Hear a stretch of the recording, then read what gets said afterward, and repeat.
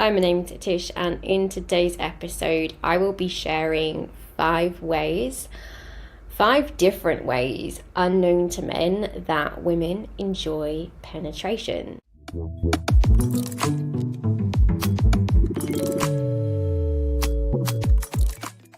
you're thrusting in and out of your partner, chances are they are faking their pleasure. This classic, traditional, porn-style way of penetration is actually a huge turn-off for a lot of women. In fact, a recent study found that over 80% of women actually prefer to receive penetration in ways not obvious to men.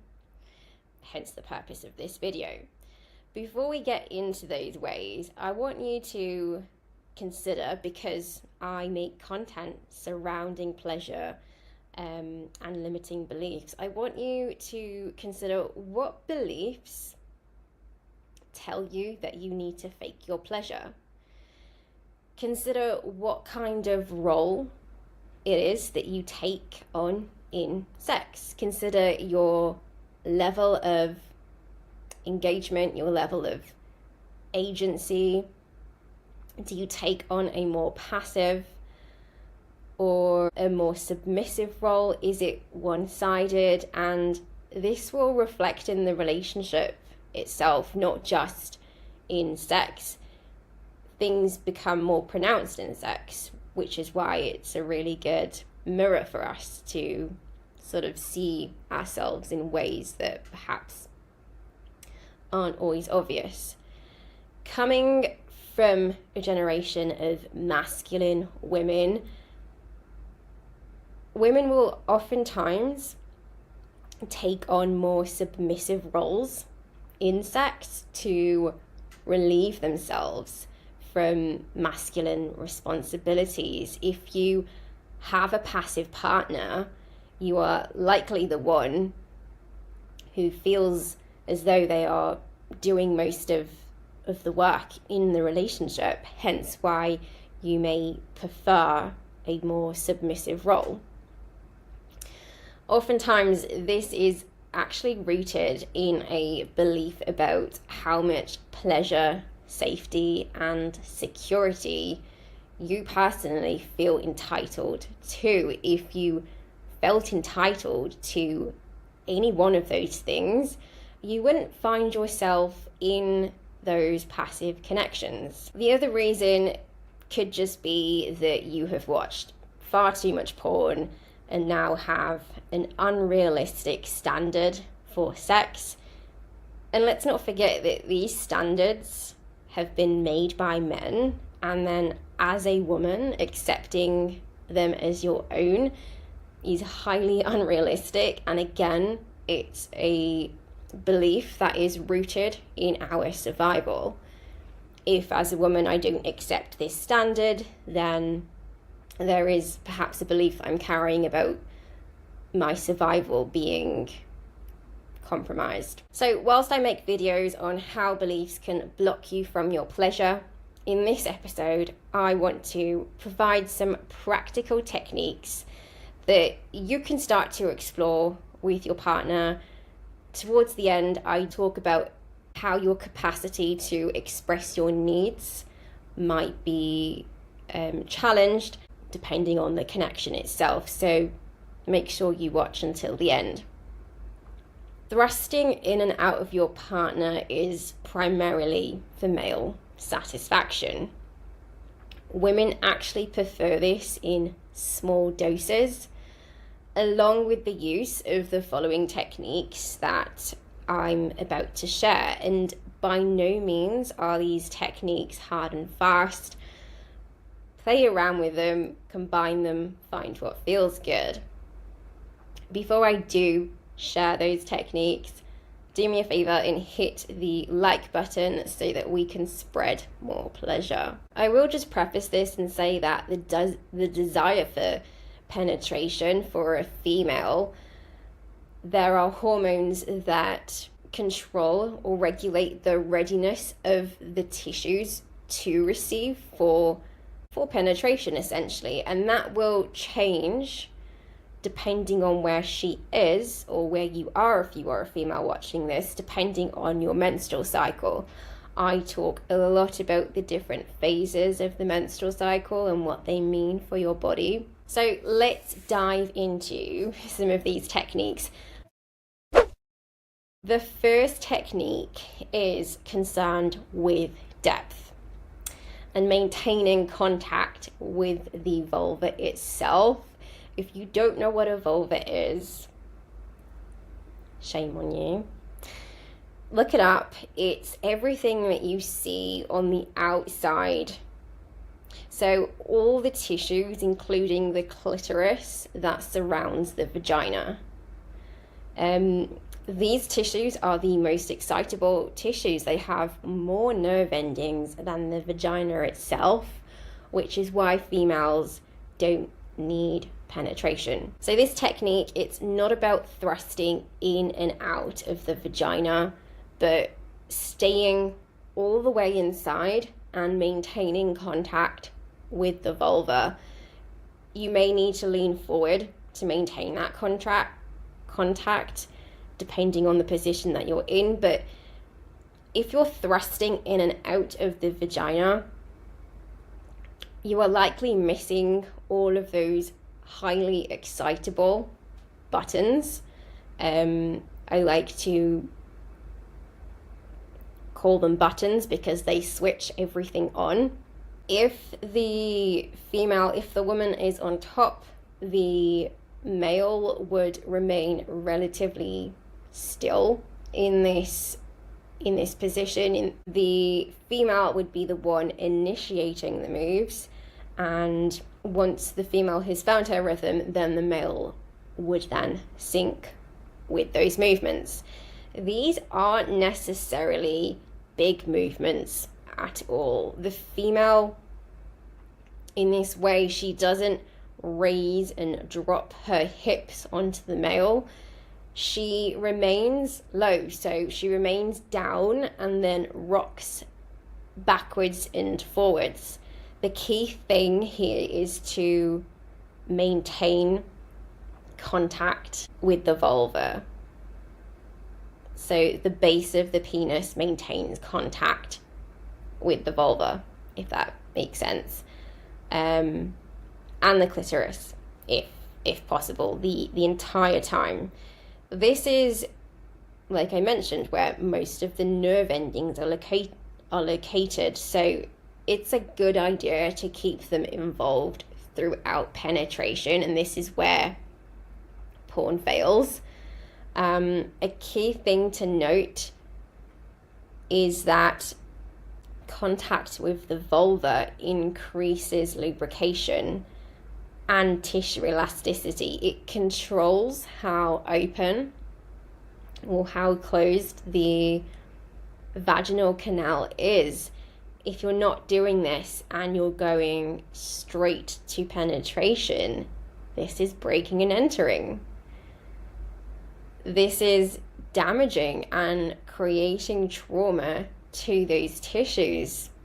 And that's what porn teaches. You need the entire vulva to be engorged with blood, which prepares the vagina to receive. If you have never seen an engorged vulva, you can start taking notes now. Better yet, subscribe. Porn doesn't prepare women for penetration. Porn assumes that the sight of an erect penis is enough to prepare the vagina for penetration. Porn just prepares men for penetration. And many of the women on this platform that use or are involved struggle with poor boundaries and are quite literally illustrating that to you. So if you're getting off on that, then I would highly question that. I'm not against the idea of porn when it's done right. The second technique is to do with hip position. Angle of women's hips make a big difference in where the penis rubs on the inside of the vagina. We've all done yoga at some point. If you think of cat-cow, a higher percentage of women prefer that hip extension, so that chest open, arch in the lower back position. And if you consider the significance of maintaining contact with the vulva, then perhaps this is why. It's also important to note that joint laxity for females varies across a menstrual cycle. So depending again on where she is, she might prefer a different hip position in terms of extension, or more in that sort of flexed position. The third technique is again to do with depth, but in contrast to the first technique where the penis was fully inserted, this technique is a form of shallow penetration. So just inside the entrance of the vagina itself, there are more nerve endings surrounding the opening to the vagina than the actual vagina. So gently circling at the entrance to the vagina with the penis, this is a great way for also preparing vagina for full penetration. Don't just limit this to a pre-penetration. Integrate it back into sex, because like I mentioned, this is where all those excitable nerve endings actually live. And by exciting those nerve endings, it increases the contractile properties of the vagina itself. So the ability to dilate and contract, we need to activate the entire region for penetration. The next technique is more of a solution if you're in a position that doesn't involve contact with the vulva. You can simply stimulate the vulva or clitoris with your hand. If you're the one giving and you're within reach, then I would highly recommend that you reach for your partner's vulva. So hopefully by now you understand just how critical the vulva is for female pleasure. And whilst this all sounds exciting and fun, I don't know, you can let me know in the comments, the ability to express your needs effectively is an essential ingredient for maintaining pleasure. Female pleasure can actually change, I was going to click, in an instant, just based on how sensitive these tissues are, the vagina and the vulva is. Many people in relationships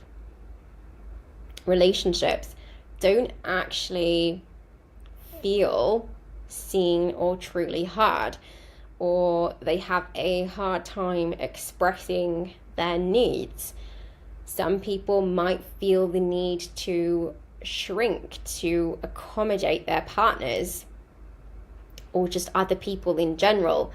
You might even be with an avoidant person. Avoidant people lack the ability to negotiate, to receive feedback. They actually avoid solutions because they are too focused on defending their position. So if you're wanting to try something new and you're with an avoidant person, fat chance, watch my video on why people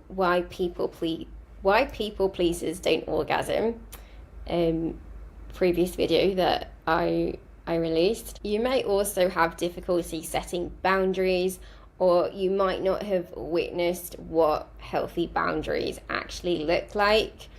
these sorts of things, I was going to say, are meant to be developed in childhood, but not everyone gets to receive those experiences. Perhaps you do have difficulty setting boundaries, or you need to work on being able to do that. Some people have difficulty actually being seen because you feel it might actually upset someone else. Again, feeling like you need to shrink to accommodate others. By doing this, and this is the paradox, by doing this, we actually become highly controlling. By doing this, you don't allow people the freedom to regulate their own emotions, perhaps because you once had a hard time doing that for yourself. If you're more concerned with how your actions and your behaviors are going to impact, or how someone might or might not respond to that, it's likely that, and I'm this is not an invitation to just be irresponsible with how you behave, but it's likely that you didn't have the tools to self-regulate yourself, and you allowed the actions, behaviors of others to really affect you in a personal way. And perhaps you're nursing your own wound. Maybe you're avoiding that wound. And again, this is how we find ourselves in relationship with avoidant people. Ability to self-regulate is critical, not just for ourselves, but for our relationships. It forms effective communication, the ability to express your needs and be on the other side of that and actually hear what is being communicated rather than taking it as some form of an attack. This is, again, another skill, listening skills. We can develop these skills. I think I dive into that quite a bit in the previous video. And I've made videos on how you can learn to self-regulate and develop that trust from within rather than outsourcing it in the environment, in people, places, and circumstances. So scroll through those videos if you think you can benefit. Comment down below, how do you enjoy sex? Have you tried any of these techniques? What was your experience with them? And if not, what would you like to try? Or what would you like to do more of? What barriers do you experience when it comes to your pleasure? Comment down below and I will see you in the next one.